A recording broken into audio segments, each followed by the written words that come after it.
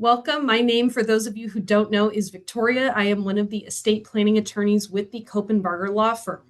One of the things with estate planning that we want to make sure everybody remembers is that estate planning may need to change throughout your lifetime.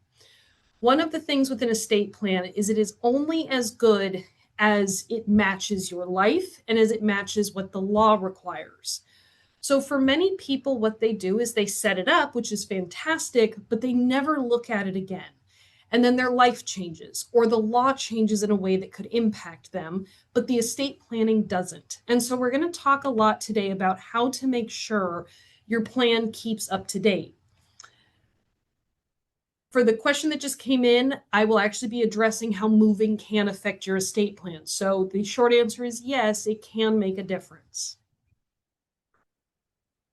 One thing I also want to note for this webinar is that this is for educational purposes only. We are not answering case-by-case specific questions. If you have those, please take advantage of a consultation. Now, before we get into the main topic, I want to make sure that for those of you either who don't know us or it's been a while since you have seen us, that you know who we are and how things have changed. So one thing you'll note is we have a lot of faces on the screen. And for a lot of people who have worked with us for years, there may be a lot of new faces. So what that essentially means is Copenbarger is one of the largest estate planning firms in the state and frankly in the country. And the reason is we want to make sure we are here for generations to come to support you, your family, and those future people who may be involved in your estate once you're gone. So what that also means is we have numerous departments. We have, of course, our estate planning department where we are focused on the foundation component, making sure that you are protected through incapacity or your estate is protected after you have died. We also, though, have a business and tax department. So if you have a business, if you have rental properties, if you have a higher net worth and you're concerned about preserving it, those can be answered with the business and tax department. At some point, we also know that we will all pass away and somebody will likely then be in charge of administering our estate. And when somebody's in charge of administering the estate, a lot of questions can come up. What is that thing called a trust telling me to do? What is the law requiring? How do I make sure I don't do something wrong? That is where the estate administration comes into effect. And that is where the team of administration attorneys can help answer those questions and even do a lot of the tasks that people just don't know how or don't have the time to do. And most of what I talk about today is how to avoid litigation. We don't want you to go to court if you don't have to. But sadly, no matter how much we plan, sometimes things happen that we cannot predict or people want to fight. And so if something does go into court, we also have our litigation team who can help with that as well. And then we couldn't do what we do without our incredible staff. So they are the ones who help make sure we can continue serving as many clients as we have for as long as we do and have. We have offices all over the state. So if you are physically in one of our areas, you can, of course, come and visit us in person. If you're not now physically in one of our areas, we can also do consultations via Zoom or the phone. So let's get started. So the first piece, why does the plan change? Why is it something that I can't just set up once and leave on the shelf? The thing a lot of people, again, assume is I set up an estate plan. I put in place what my wishes are. I shouldn't have to look at it again. It will always work how I intended. But unfortunately, as I've mentioned, if the law changes, your assets change, your life changes, you move, all of these different things can absolutely have an impact on your plan. Now, for some people, the change doesn't, but that is a very small group. Generally speaking, at least one time in your life, your estate plan needs to be looked at. So let's talk about some of that. Changes in law is one of the largest that most people are not consistently keeping up to date on. It's why people like to come to Copenbarger events, because we are there to help you understand what laws are in effect and may have changed and how they may impact you. But it's important not only to hear us talk about those law changes or to research them, but it's also important then to have your estate plan looked over to make sure, do those laws need to then be accounted for in any of my documents? Marriage, divorce, relationship changes. Those are huge times to come in and review your plan. If you were single when you set your estate plan up and now you're married, you don't necessarily want your spouse to be included, but in a lot of cases, people do. So that may fundamentally change the type of plan you have, the different provisions that you're putting in. If it's now a blended family, how are you going to protect your respective kids and your assets? There's a lot of things that come up with marriage. Divorce is the opposite, but a similar now change component. Do you still really want your ex-spouse as your medical power of attorney? Probably not. Do you really want your spouse as your financial power of attorney? Again, probably not. So as these relationships shift, it is imperative that the plan adapts. What happens if the people that you had initially named have died, have become incapacitated? You had named somebody to take care of your finances and they are now no longer around or capable. What if the relationship changed and you're really not as close and they're probably not then the person who should be talking to doctors on your behalf? Have you changed property? A lot of people forget when they go to buy a piece of property to tell a title company that they have a trust. So what often happens is they buy a property and it's in their name alone, which can mean when they die, the trust is not on its own able to protect the asset. We have to go to the court and have them transfer it into the trust, which is an arduous step that we could have avoided if the person remembered to tell the title company they had a trust. Refinancing is another huge piece about property that a lot of people are not aware of. When you refinance, in pretty much every case, if your house had been in a trust, they pull it out and put it back in your individual name. And a lot of times when the refi component is done, the company doesn't put it back in your trust. And so a lot of people assume because they had put it in the trust at one point that it's still protected. But when we go to pull the most recent title, it's no longer protected. So when you go through property changes, you want to come and see us. That's the same for assets in general. As you change assets, people can forget to mention they have a trust and things can get missed. Are you concerned about long-term care and you were healthy when we first saw you and now your health is starting to go and we're worried about how to pay for that care and different planning options and making sure things are all in place? And as one person already asked, how does moving outside of California affect you? A lot of times with the documents, they are still valid in other states. However, each state may have their own rules that need to be accounted for. A lot of times with this, we're concerned about taxes. Does the state you move to have a stricter tax regimen or a looser one? It depends on the tax, frankly. And so there may be planning that has to be done that is state specific that your California trust may not account for. It might, but you need to make sure you're asking these questions. So the law piece, let's focus on that here for a second. There have been a lot of laws that have changed since 2020. The law is always shifting, but for estate planning, it always stayed relatively consistent. But in the last 6 years, we have seen significant changes that affect estate planning and affect trusts. They also have been affecting your powers of attorney for finance and medical. These are crucial documents to make sure are being kept up to date. And so again, as these laws are shifting, we don't expect that our clients are all keeping up to date with estate planning laws. For most people, that's not what they're doing day to day. So it is imperative to make sure you come in and meet with your attorney so that we can help walk you through, here are the different laws that have changed. These are the ones that do not affect you, but hey, these are the ones that do, and here's how we can solve the problem. One of those law changes was Proposition 19. Now, hopefully, the more we talk about this, the more people that are listening will know immediately what Prop 19 is and why it's important. For those of you, though, who don't, Prop 19 drastically affected how a child can inherit property and whether or not they're able to keep your property tax base. Effectively, what Prop 19 says is for any property other than the primary residence. So I'm talking about rentals, investment properties, vacation homes, pieces of land. When those transfer to your children, unfortunately, the property tax will go up.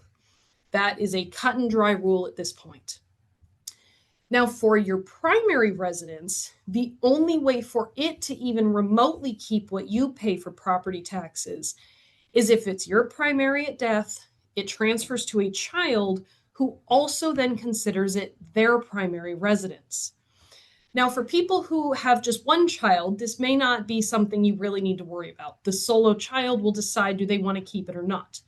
But for those of you who may have multiple children, now the problem becomes if your trust currently says it goes to those 3 kids, for example, and it distributes to the 3, and then one says, hey, brother and sister, can I buy you out? I'd like to live in it as my residence. And brother and sister say, sure. Now you have what is called a child-to-child transfer for 2/3 of the property, which unfortunately means that 2/3 will immediately go up. If instead you had put language in your trust that gave that child the option before the distribution was ever done, they could have had a full parent-to-child transfer and kept a vast majority or all of your property tax base instead of it going up. So this is specific language that needs to go into your trust. If you're not sure whether or not you have that, you're not sure whether or not you need it, again, come in and speak with us. Another one that changed is called the Secure Act. This has to do with your retirement accounts. Now, for a lot of the changes that came with the Secure Act, we encourage you to make sure you talk to a financial advisor. And if you don't have one, we're happy to give you a referral. Because it changed how long you can give to your retirement account, when that starts, all of these different components. And again, that's in the financial advising realm. But it also ties to your trust. So this is going to be a lot of information, and bear with me. For some of you, you have what are called protective lifetime trusts in place for your children for when you die.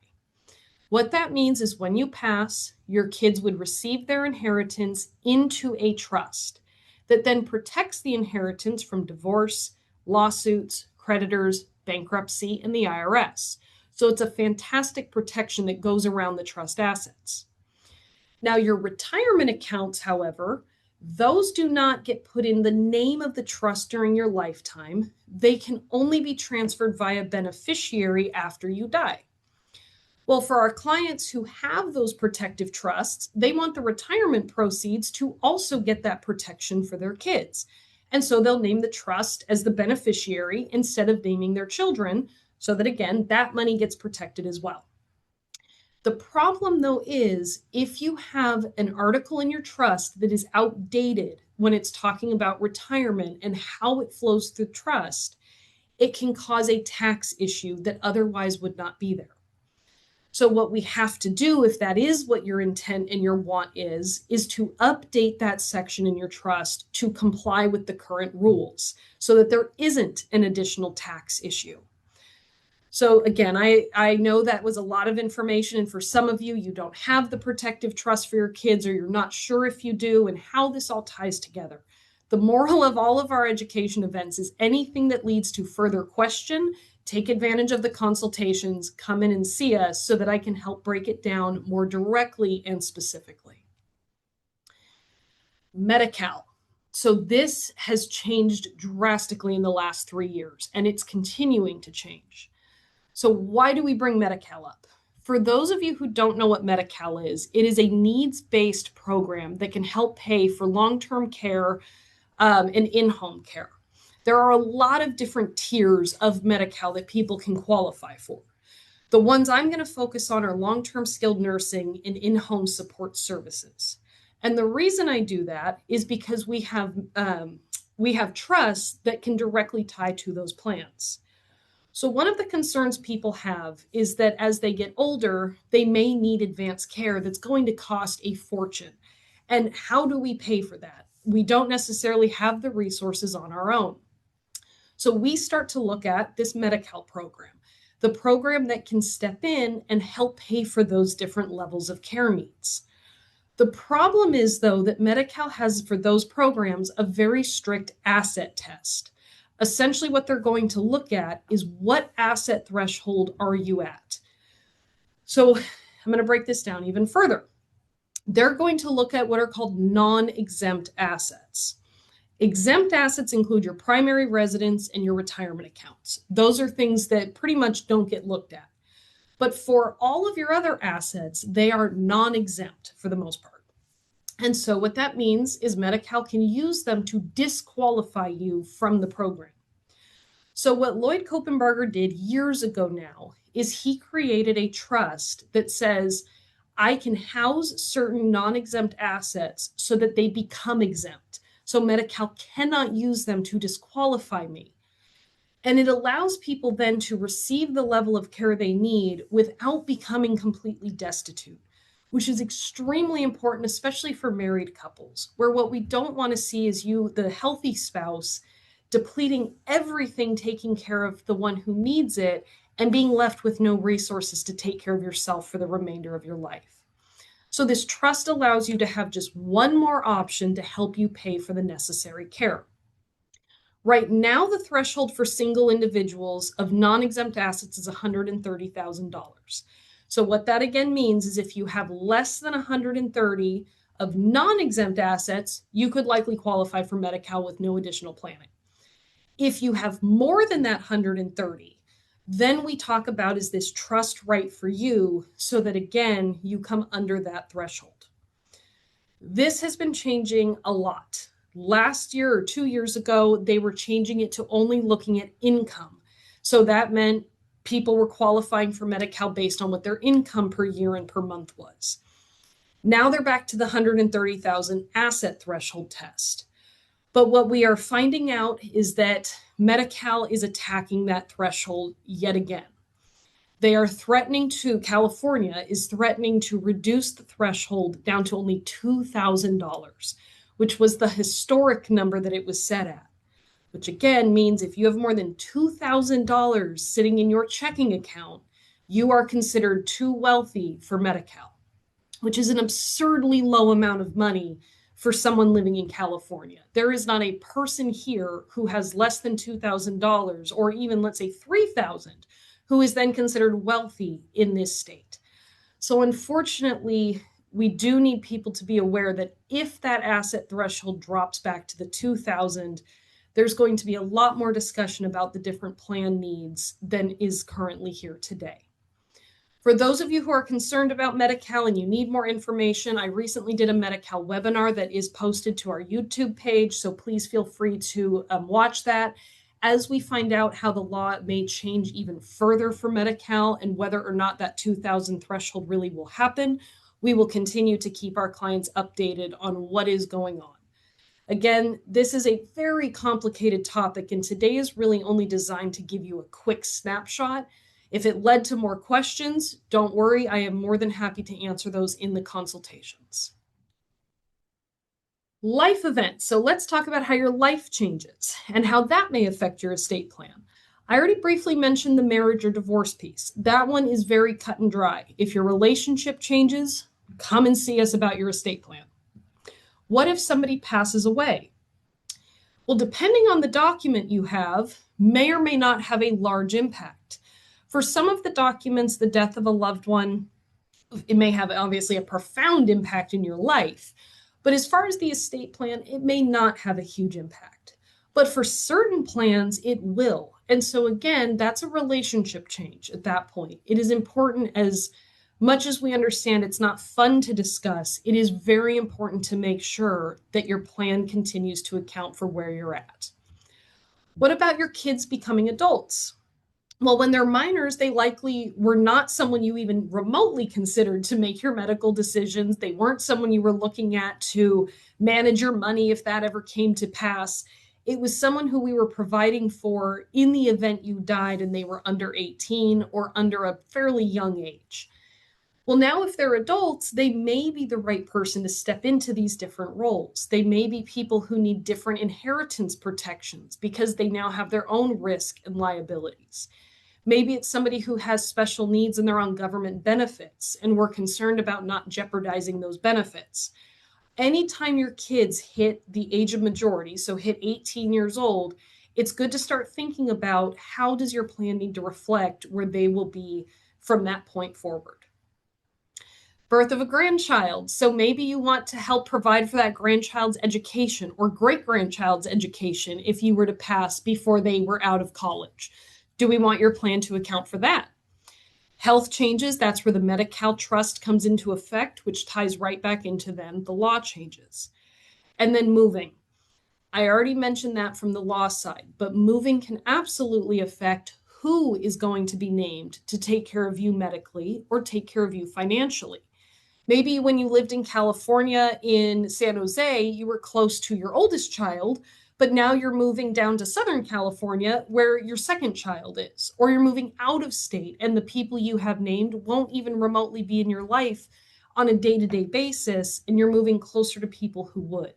Anytime you relocate, not only are we looking at are the laws different for you, we're looking at are the people going to be different for you.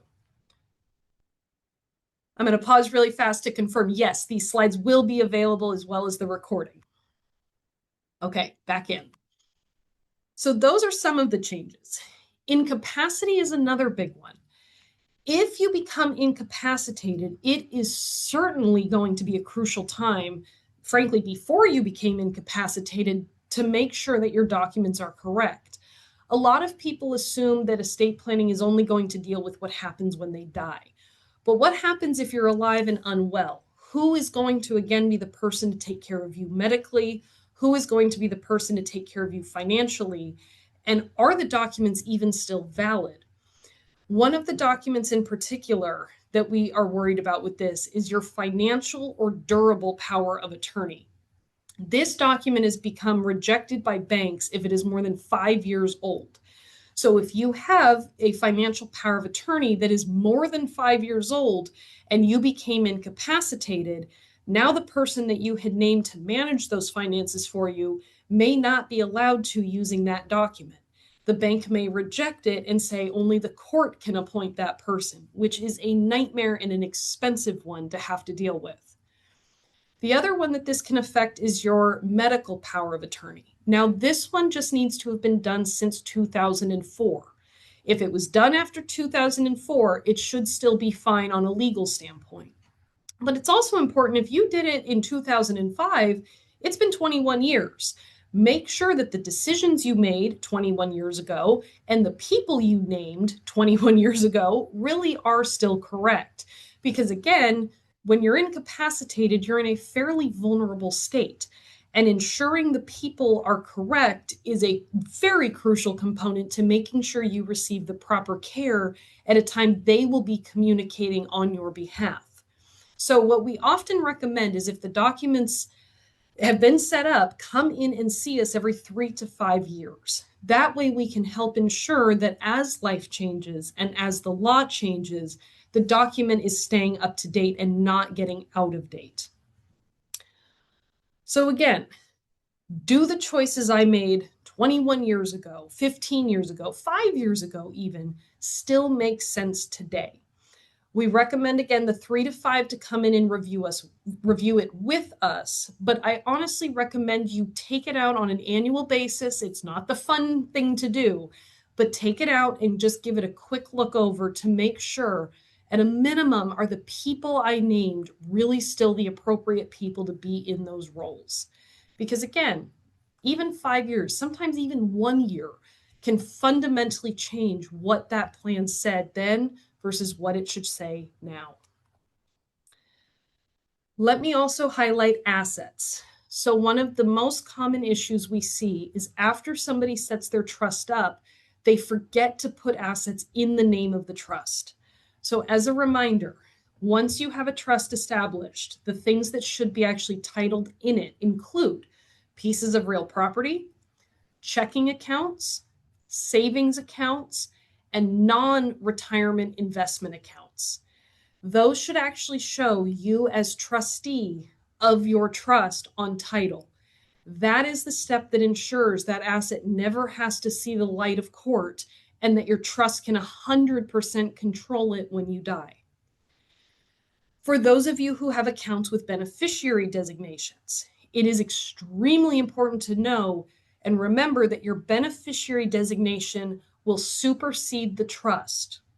So even if you change the beneficiaries of your trust, you also then need to make sure the beneficiary designations on your accounts, like retirement or life insurance, are actually correct. What some people have done is when they first opened up a retirement account with their work, they put their spouse as the primary and never named kids as the beneficiary or the backup beneficiaries, which means if your spouse dies, you don't have who comes next. Some people will change who is in the trust. They change their charity, for example, but they never go to the retirement account where the old charity was named. So now that old charity that they otherwise wouldn't have wanted to inherit anything will still get a chunk of that non-trust asset. So again, it is very important to remember that just because you change the beneficiaries in a trust does not mean you can ignore the beneficiary designations on your accounts. And then ongoing funding. As you continue to live your life and acquire assets, it's frankly, for the most part, very easy to make sure things are in the trust if you remember to tell the financial institution or the title company that you actually do have a trust. So what I always encourage people to do is, especially when you go to buy property or acquire a large asset, just check in with us and make sure you are doing that necessary step. It is also for these consultations a time where we are happy if you bring us asset statements that show how title is held. We're happy to take a quick look and help you answer, are they actually in the trust or does something else need to happen? And how do you make sure that they're protected? So as you are thinking about reviewing, it's not just the people, it's not just the life, it's not just the law, it's also those assets that we are seeking to protect from that point forward. Now, certain things you can actually do yourself. However, this is a very, very, very small grouping of qualifications, is what I'll call them. So for most things you are going to change, you need it to be formal. And a lot of times you need the attorney involved because it needs to be done correctly. Often they need to be notarized. It's not just as simple as, hey, I don't want my first person anymore, so I'm going to cross them off and that's good, right? A lot of the changes that come with estate planning need to be done formally. However, again, there are a few small ones you can do. And the main one is updating your asset schedules. So if you have a Copenbarger trust, at the end of your trust, there should be schedules of assets. You either just have an A and a B, or you have an A, B, a C, and a D. These are schedules that you'll note only needed a date and one signature or two signatures if you're married. They didn't need to be notarized and they weren't witnessed. So what that means is you can update your asset schedules as much or as little as you want. If you have questions on how to do that, again, we're happy to answer. But that is one of the very rare things that people can truly do on their own with little to no risk.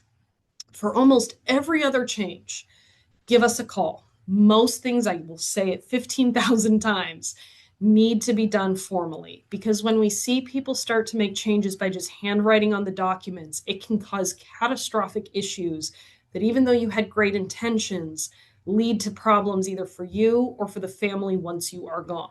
So it is always better to ask first and be instructed it's okay than to guess and end up having an issue down the line. I already mentioned that every 3 to 5 years. The other thing to note is that if, especially you're a client, we do client seminars all year long for our different service areas and often live stream them as well. So if you are interested to know what's going on in the law, what are different life changes we see that need to be flagged for changes, any of those things, please feel free to come to any of those events or watch them online. It is a great refresher to make sure you are staying up to date and that things are being kept current. The other thing to note is for your family.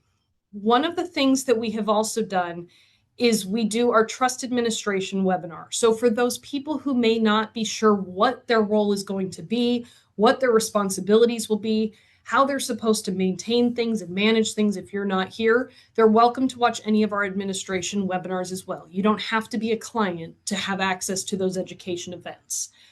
But keeping your plan updated makes that person's job easier. It cuts out the life confusion that can come as a result of an outdated plan. It helps ensure that things run a lot smoother and helps ensure that your wishes and your legacy are actually carried out how you would have wanted, not in the midst of court where the court gets to decide. So again, it not only helps you, but it absolutely helps that person who's coming along after you to finish everything up once you are gone. Check for any questions. Not clear on asset schedules. So when you have a Copenbarger trust, there are either the last 2 pages or the last 4 pages of it that we list out what your assets are. And so it's a snapshot when you came to see us to prepare them of what were the assets in existence at the time. But over time, those often change. You close an account, you open an account, so on and so forth. So it's the list of assets that you're able to keep up to date, again, as time goes on. So what is your review? So some people are concerned that if they come in, it automatically means that they either have to start over, they have to make changes, they need to go through and do some huge thing. A lot of times that's not the case, but it is your opportunity to confirm, is this still functioning how I need and intend? A lot of times there are small changes, but think of it like buying a car versus maintaining the car. For, I would say, a very small group of people, they come in and we have to say, oh, the car's basically totaled. We've got to start from scratch. For most people, it's an oil change or it's needing to adjust something mechanical. For many of our clients, that ongoing maintenance is not going to be huge. And in some cases, there isn't any at all. But again, it is better to ask and have that peace of mind than to hope it's okay and find out too late that something needed to be adjusted. So hopefully today you understand a little bit more about why it is not a set it and forget it sort of thing, that it is something you need to pick up periodically to make sure it is functioning how you want, but also to be encouraged to come and speak with us because again, that is our job. We are here to help guide and make sure that protection is still in place. So if you have any questions on what I talked about today, which I'm sure happens every time, absolutely, I'll say it again, take advantage of those consultations. If you have not used us yet, we are excited to get to work with you. We have been doing this since 1979 and have an incredible team of attorneys and staff who are here to assist you. If you have been working with us, we look forward to welcoming you back for any questions and updates you may have. With that being said, we are at the end of this webinar. I appreciate you spending the time with me. As I mentioned at the very beginning, if you are an Access member, you have 2 hours of attorney time every year to use, so please feel free to set up those consultations. For those of you who have not seen us yet this year, and this may be your first education event, you would also be entitled to an hour-long complimentary consultation. So if you are sitting here and you've got those questions, absolutely reach out. We are happy to answer them. We also do have a questionnaire that is in the chat. So if you are able to help answer a few questions for us, let us know how we did so that we can continue to make sure that these education events really are helpful for you. With that, that is the end of our webinar. I will stick around to answer a couple questions. Access members can still give their Access referral without losing your personal benefits. So your referrals get the benefit and you get to keep yours. Beneficiary changes are one of the most crucial things to have formally done, because if there are questions on beneficiary changes after you've died, that is one of the most common ways to land your estate in court, unfortunately. So that is one, if it's through the trust, you want to have formally done. We unfortunately do not accept legal insurance. We do have different payment plans and programs, though, to help with the cost and the payments and making sure it's more feasible. But we don't accept the insurance. Are there fees in changing a trust? So I would again compare it to car maintenance. Some things will have no fee, some will be very nominal, some may be very large. So it just depends on what the change is and the scope of work that we now need to do. One of the things at the consult, though, is we will quote that before you've committed to anything. So you would know before committing any charge. If you have a living trust with your spouse, but parents having living trust. So assuming you live in California, the trust itself doesn't make something community property or separate. It's when you acquired an asset. If you are, again, I'm assuming in California, and you acquire something during marriage and there's no prenup, there's no postnup, it's community property. With the exception of if you're married and receive an inheritance. That is separate property if you keep it separate, but that can be a very complicated conversation. So for the person I'm answering, if you have more question, I would do a consult, even if it's a quick phone call. In your office, help fill out the bank forms. We have helped fill out the bank forms for placing it into the trust name. We also will help show you what document the bank actually needs in order to do that. Can we change the power of attorney ourselves? I would not. That one has to be done formally and notarized. And unfortunately, a lot of people who change it themselves end up either using a form online that is very simple and not very protective, or they forget a step that makes it invalid.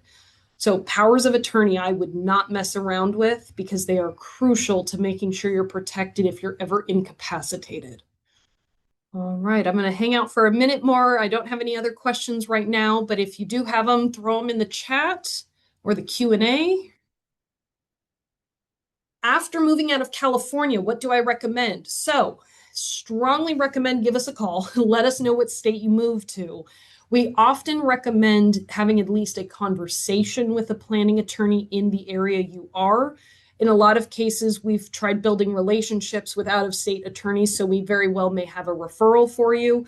But it's always worth taking a look at it just to make sure that the California trust you have is still good to go. Most of the time it is, but there are certain states that are really different from California. And I don't just mean politically or anything like that. So give us a call is the short answer there.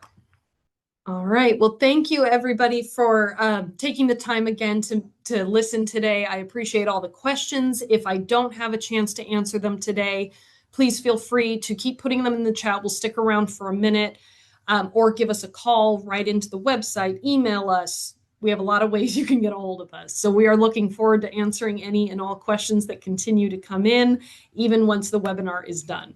So I hope the rest of your day goes very, very well. Do I have another? Oh, here's a good one. What if I move out of the country?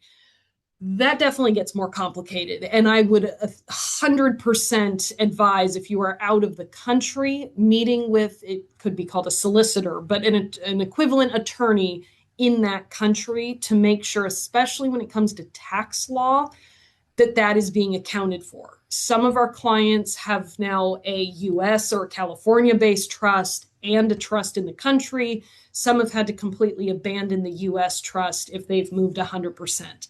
But if you've moved out of country, meet with someone there as well. Life insurance funds can be deposited into a trust where the trust is a beneficiary, with the caveat being I'd recommend we take a look to confirm that is going to be the most advantageous thing to do and not something that causes more question. All right, with that, I am going to end the webinar for today. Again, if you have any further questions I did not have a chance to answer today, please feel free to reach out to us.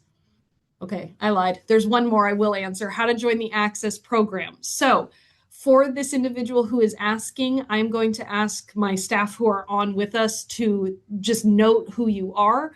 We will reach out to you directly, but the Access program is something that anybody is welcome to join. It gives you, as it's in the name, more access to the attorneys with discounts associated with being in that program. So we will reach out to you to discuss that more in depth. All right, with that, we are going to end. Thank you guys again. I hope you have a wonderful rest of the day. Thank you for those who fill out the questionnaire to let us know how we did. And I look forward to speaking with any and all of you. Thank you so much.